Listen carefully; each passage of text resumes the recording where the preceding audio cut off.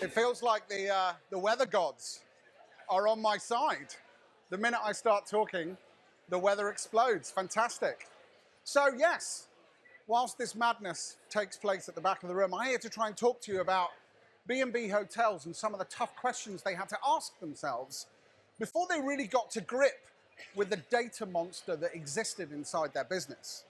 And that really is what we're here to talk to you about. B&B are a large European hotel group, but they're more in the value group chain of hotels, so they would compete with the Kyriad and some of the easy hotels that you see in the UK. And they had a real big challenge, which was they really wanted to try and get a grip on the data that existed inside their organization. And they didn't want to do it in an old-fashioned way.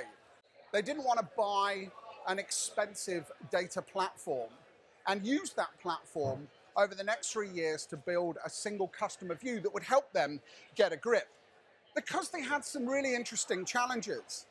And some of the issues that really existed for them inside their organization was the proliferation of channels that was existing inside their business. Channels are moving at a speed that I've never seen before.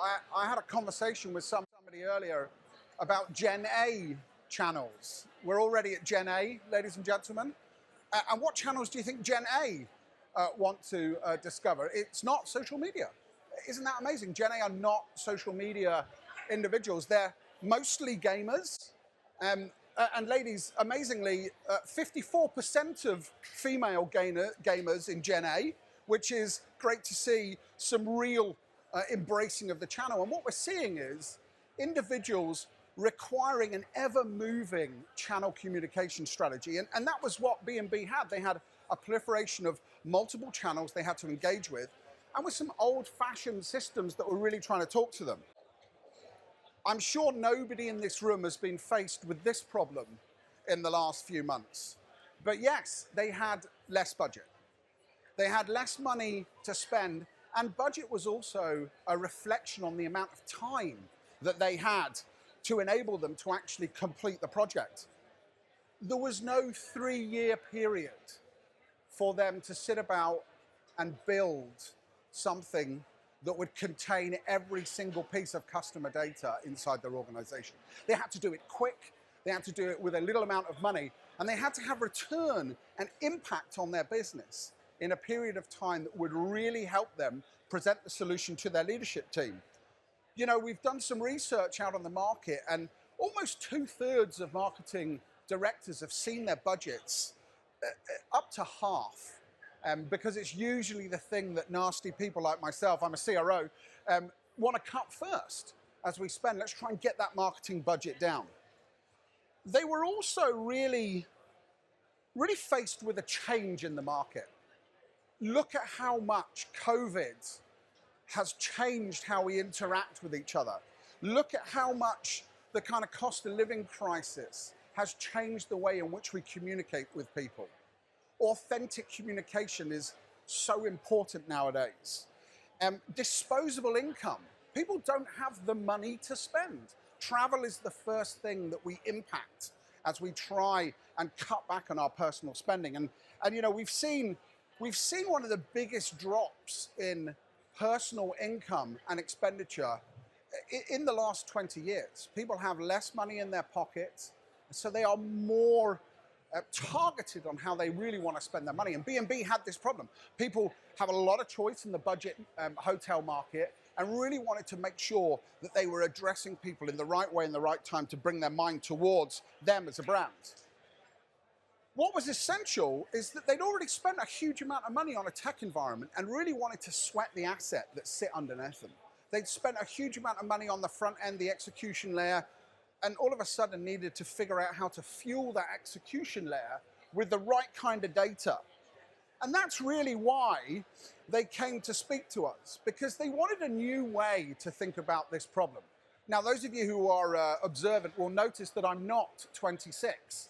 I've been in this industry for 25 years. I started off hoping that I would help people like you by providing tools to support you. How much has that changed? How much of our business do we spend working around the technology tools that sit inside our organization? It's a difficult thing. So the world has changed. There really isn't, the same environment. Do I need a digital transformation strategy? This is a question that I get asked a lot. A digital transformation is something that's happening, not something that happens to you. And if you're not keeping up, you're in a little bit of trouble. The new market has changed. Agility, speed. That's really what we're looking for when we're looking at projects. How long is it taking me to get a return on the investment that I'm making in technology, people, and processes? And disruption. Disruption is very much of the moment. You know, we came to this conference with sunglasses. You might think that was a bad choice with the weather over the last couple of days. And I saw a lovely lady with umbrellas who probably fell out with their marketing director over buying umbrellas for a conference in July. I bet she's very happy now that they were selling. But disruption is very much in the moment. And if you can't get your organization to run at that same speed that you need to run at, you're going to find yourself, again, in a challenge where you're not moving at the speed of the organization that you need. More importantly, why is every MarTech tool another database? I mean, I've sold a lot of databases in my life, and it seems to be the answer for everything now. Let's ingest all that data and put it into a massive database. Let's build a very complex data layer. Let's aggregate all that data, and let's look at it in a way that allows us to look at every single piece of data that exists inside the organization and really understand it. We've been doing this for 25 years, encouraging marketers like yourself to really buy something else to replace the thing that doesn't work. It's a terrible idea, and one that has stopped us having that agility and ability to grow and manage your organization. And quite simply, I don't believe it's the answer anymore. I joined Imagino because as a company, we help organizations like B&B not build another database. An interesting thought, and I'm sure the gents at the back will be happy to teach you through how that works when they get there. More importantly, personalization. Wow, is that changing? I love the introduction of generative AI. It's kind of taken away all the excuses for personalized emails. We don't have to write. We have this wonderful solution to be able to look at 5 choice emails from the information you know about someone. Sure, they're not all perfect, but now we've got the foundations to really personalize at scale. McKinsey ran a very interesting piece of research around personalization, and all of us now expect personalization. About 71% of us expect personalization in communications. And all of us get incredibly frustrated. The more observant people will have heard that my name is Lindsay. We talk a lot about gender.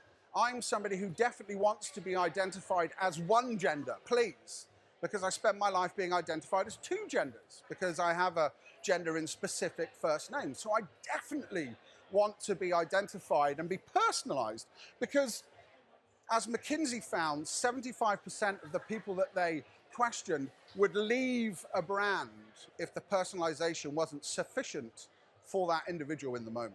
So it's critical. Almost 3 out of every 4 people leaving your brand because a lack of personalization is a killer. Surely we just take the red pill or the blue pill. Surely we just buy one of the big cloud vendors. That's the answer, right?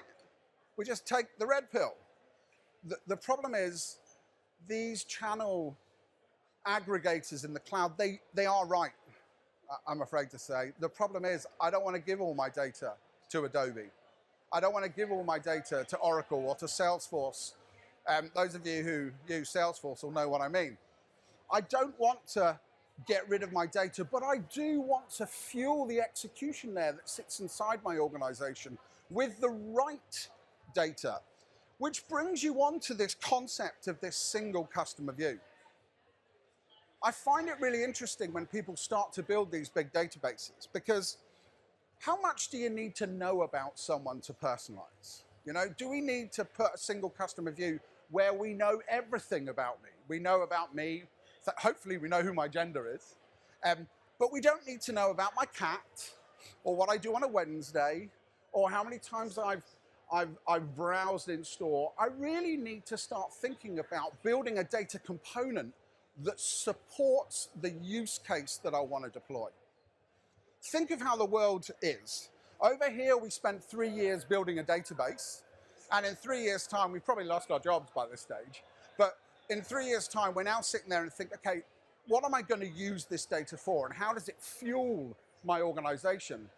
Compared to the modern world, where we use the right data to support the use case. And we start with the use case, not with the data. We figure out what that end-to-end customer journey looks like, and then we figure out what the data components are that need to support that customer journey.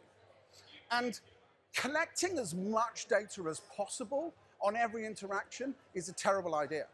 Really looking at those right data components that sit inside our organization to really support. So no, you don't need to know about your aunt's cat's favorite food. It's not a valuable data component you need to sit inside your organization. If you want to move fast, the use case is where you start, not over here with a database.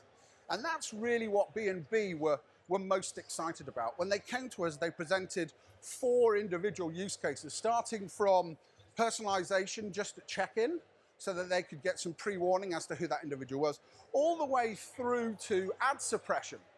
A huge amount of money being spent. So the only data component they wanted was, have we served this piece of content to this individual? That's all they needed in that use case, because what it would say was, let's not serve it to them again. Because they're getting 1 pair of eyeballs. It was amazing. They saved over 30% of their ad spend budget by not serving the same eyeballs, the same advert, and therefore not being charged by it. So really, what did they really get out of it? Well, the first thing that they got out of it was speed. They really had the ability, they now can discover new audiences inside their organization 5 times quicker than they could before. They've now got the right kind of customer view that allows them to drive an agile environment that's supporting use cases through their business and not supporting the collection of data.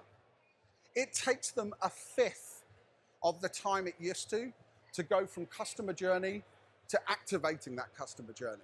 So they've cut their preparation from great use case idea to deployment a gargantuan amount, saving money on the eyeballs that people get the right kind of data, implementing and being agile with the way in which they deploy their use cases, and really enjoying the freedom of the right data in front of the right people to fuel the right communications at the right time.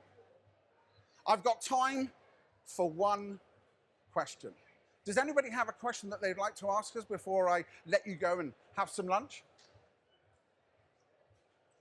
In which case, I will wish you the best of luck. Thank you very much for sheltering from the rain. Have a wonderful day. Lindsay, thank you.